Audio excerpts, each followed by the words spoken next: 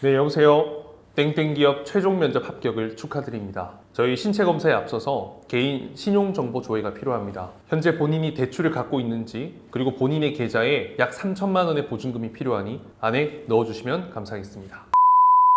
네, 여러분 안녕하세요. 반갑습니다. 취업준비생들의 멘토 테디쌤입니다. 제가 얼마 전에 아주 오랜만에 영화 한 편을 봤습니다. 바로 보이스라는 영화인데요. 참 오랜 시간 동안 서민들, 일반 사람들 대상으로 범죄를 진행해온 보이스 피싱, 여기에 대한 주제를 다룬 영화입니다. 사실 보이스 피싱은 워낙 많이 이야기를 들어봤기 때문에 그냥 별 생각 없이 보고 있었는데요.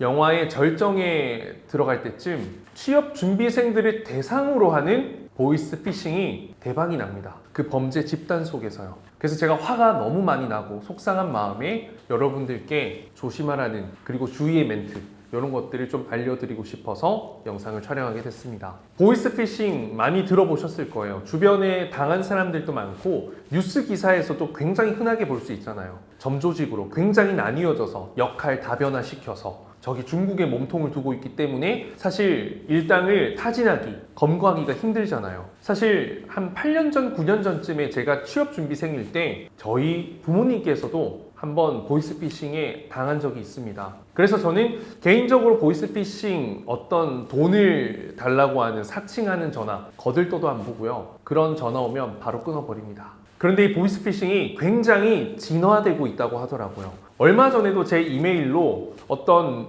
고용안정지원금 이런 명목으로 해서 제 학원 이름을 걸고 메일이 왔어요. 그 파일을 다운받는 순간 모든 걸 해킹돼서 날아가 버린다 하더라고요. 휴대폰으로도 소상공인 초저금리 대출 이런 것들 많잖아요. 사실 저는 이런 거 믿지도 않기 때문에 아예 쌩까 버리겠지만, 이러한 부분들의 경험이 없는 어르신들, 그리고 또 취업준비생, 이런 것과 같이 굉장히 어떤 한 분야, 어떤 한 부분의 간절함을 갖고 있는 그 사람들의 타겟으로 이 시나리오를 짜서 보이스피싱에서 돈을 벌더라고요. 굉장히 나쁜 악질이죠. 범죄죠. 영상 속에서 내용은 이렇습니다. 어떤 모 기업의 3차 최종 면접을 보고 최종 결과를 일주일 앞두고 있는 그 개인정보 리스트를 몇 천만 원 주고 사게 됩니다. 범죄 조직이요. 그리고 굉장히 똑똑한 브레인을 담당하는 그 중간 책이 시나리오를 짜는 거죠. 채용에 앞서서 신체 검사, 그리고 개인 신용 조회가 있는데 본인의 동의가 필요하며 일절 대출이 있어서도 안 되고 문제가 있으면 본인은 탈락되게 된다. 그리고 각자 주어진 이 회사 계좌로 3천만 원 보증금을 넣어둬야 입사를 할 수 있다.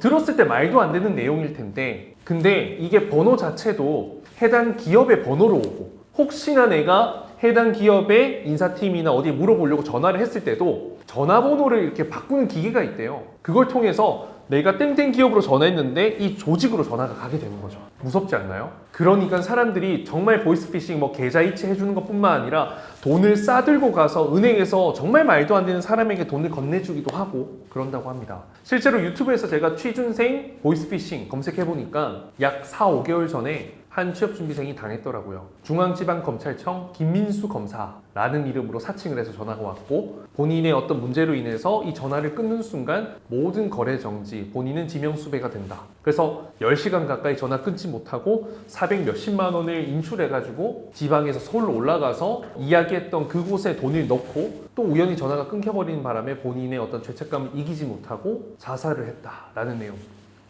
참 안타깝죠. 저 이거 보면서 사람이 정말 간절하면 무언가 분간을 하고 선택하고 이런 게 참 어렵겠구나라는 생각이 들더라고요. 50대에게는 이런 시나리오로, 60대에게는 이런 시나리오로 이런 나름의 간절한 포인트가 있을 거 아니에요. 그걸 악용해서 범죄 수단으로 부당하게 돈을 편취하는 보이스피싱 일당들이 정말 못되고 나빠 보이고, 한편으로 진짜 화가 나서 욕도 나오더라고요. 제가 취업 준비생들의 멘토로 활동하고 있어서 더 그렇게 느꼈을 수도 있을 것 같습니다. 문득 보이스피싱 이거 보면서 여러분들이 조심해야겠다, 이런 정보를 드리는 것도 중요하지만, 개인적으로 한편으로는 제가 처음 이 취업 컨설턴트로 발을 디뎠을 때가 생각이 나더라고요. 그때 승무원이라는 직업 자체가 굉장히 뭔가 환상적이고 로망이 있다 보니까 간절해요. 안 되면 죽을 것 같고 저도 그랬고. 그래서 제가 절대로 내가 이런 간절한 마음 가지고 장난치는 선생님, 강사, 지도자, 컨설턴트가 되지 말아야겠다라고 다짐하고 또 다짐했거든요. 그래서 제가 선택했던 게 정말 수업을 빡세게 해서 이 사람이 힘들고 고통스럽지만 성장해서 본인의 길을 찾아가고 만들어가고 개척해 나갈 수 있도록 도움되는 사람이 돼야겠다 라는 생각으로 이걸 시작했고, 그러다 보니까 지금 이까지 왔어요. 보이스피싱 이야기하다가 이런 제가 수업을 처음 하게 된 초심 이런 것까지 이야기하게 됐는데, 어찌됐든 여러분들 어떤 곳에서 전화 오든 무언가 돈을 이야기하는 순간 바로 끊어버리십시오. 그리고 더 이상 하지 마십시오. 뭐 응대도 대꾸도 욕도 하지 마세요. 가치가 없습니다. 그리고요, 이런 번호가 너무 많이 자주 오는 사람은요, 번호를 한번 바꿀 필요도 저는 있다고 생각합니다. 저 최근 들어서 되게 보이스피싱 관련된 연락이 많이 와서 저도 번호를 한번 바꿔야 되나라는 고민을 하게 되더라고요. 그래서 여러분들 주변 사람들에게도 많이 알려주시고요. 그리고 여러분들이 너무 이제 간절한 마음이 크기보다는 조금은 자신감 있는 마음으로 좀 설레이며 어떤 결과를 기다릴 수 있는 사람이 되면 좋겠다라는 생각도 들었습니다. 대단한 주제로 이야기하는 건 아니지만요, 여러분들 그래도 범죄에 있어서 최고의 해결책은요, 범인을 잡는 게 아니라 결국 예방입니다. 우리가 아는 만큼 보이고 아는 만큼 범죄를 예방할 수 있으니까요, 잘 참고해 주셨으면 좋겠습니다. 자, 그러면 여러분